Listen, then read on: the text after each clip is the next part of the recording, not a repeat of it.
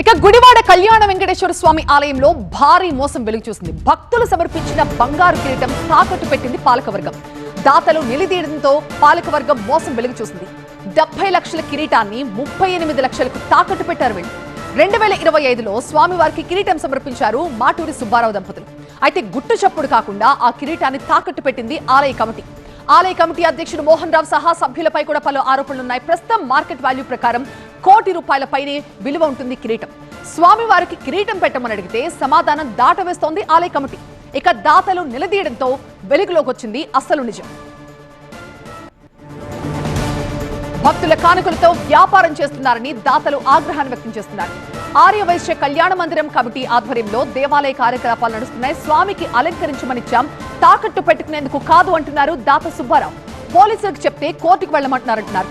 అందరి సమక్షంలో పెద్ద వేడుకతో స్వామివారికి కిరీటాన్ని సమర్పించామని, స్వామివారికి అలంకరించమంటే కిరీటం బ్యాంక్ లో ఉందని చెప్పారన్నారు. ప్రత్యేక సందర్భాల్లో కూడా స్వామివారికి కిరీటం అలంకరించడం లేదు అంటున్నారు. అనుమానంతో ఆరా తీస్తే ఈ మొత్తం వ్యవహారం బయటకొచ్చింది. ఆ కిరీటం తిరిగి ఇస్తే మరో మంచి పాలకవర్గం ఉన్న గుడికి ఇచ్చేస్తామంటున్నారు దాత. తాళాలతో వెళ్ళి సమర్పించా గుడికి. సమర్పిస్తే ఏప్రిల్ 26 తారీఖు నుంచి అది గుడికంటే తిప్పుతున్నాడు, చూపెట్టడు. కొన్నాళ్ళు కరూర్ వైస్ బ్యాంకులో ఉందన్నాడు లాకర్లో, తర్వాత ఇండియన్ బ్యాంక్ లాకర్లో ఉందన్నాడు. ఒక మాట ఎగరం లేదు. తీసుకెళ్ళి చూపిస్తాను, నేను వెళ్ళలేను, తీసుకెళ్ళి చూపిస్తాడు. వెళ్ళే ఇంటికి గుడికి వెళ్ళి కలిశాడు. అది ఇదిగో ఉంటున్నాడు, 4-5 రోజులు చూపిస్తాడు. అసలు ఇక ఫోన్ ఎత్తడం లేదు.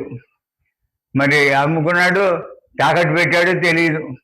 కానీ రాక్షసత్వంగా నేను స్వామివారికి కిరీటం సమర్పిస్తే నా మరణం నన్ను ఇబ్బంది పెడుతున్నాడు. మామూలు ఇబ్బంది కాదు.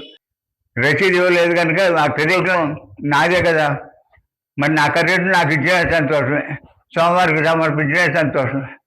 నాకు ఇస్తే ఇంకా నేను ఎక్కడో మంచి గుడి చూసి ఇస్తా. ఇటువంటి పాలక వర్గానికి ఎందుకంటే వీళ్ళు అమ్ముకుంటారో తాకట్టు పెట్టుకుంటారో తెలీదు, పంచుకుంటారు అంతా. పోలీస్ దగ్గరికి వెళ్ళాం చెప్పటానికి, చెబితే వాళ్ళు కోర్టుకు వెళ్ళండి అంటున్నారు. ఈ వయసులో నేను పరాస్థితిలో కోర్టుకి అక్కడికి వెళ్తాను. 7 అంతస్తులుగా ఈ రాళ్లతో ఇచ్చాము. 7 రాళ్ళు పెట్టి 7 గోపురాలు పెట్టి చుట్టాలందరినీ పిలిచాము. కిరీటాన్ని ఊరేగించాము. ఆ అమ్మవార్లకి అయ్యగారికి అలంకరించాము. చుట్టాలందరూ కూడా వచ్చి ఈ వయసులో బంగారు కిరీటం ఇచ్చారు, చాలా సంతోషం. మాకెవరికి ఐడియా రాలేదు, మీకు వచ్చిందని అందరూ మెచ్చుకున్నారు చుట్టాలందరూ. ఆ రోజున భోజనాలు, మేళతాళాలు అందరూ బాగా జరిగింది. ఇప్పుడేంటే ఇట్లా చేశారు. చాలా సంతోషంగా ఇచ్చాము దేవుడికి. ఇట్లా చేస్తారని మేము ఊహించలేదు. 70 లక్షలు అయింది, ₹1 కోటి 70 లక్షలు అయింది. మేము దేవుడికి అలంకరించమని ఇచ్చాం కానీ ఆయన తాకట్టు పెట్టుకోమనో అమ్ముకోమని మేము ఇవ్వలేదు. ఆయన కూడా ఒప్పుకున్నాడు. శ్రవణ నక్షత్రం రోజున కిరీటం పెడతాము, భోజనాలు పెడతాము, కిరీటం పెడతాము అన్నాడు.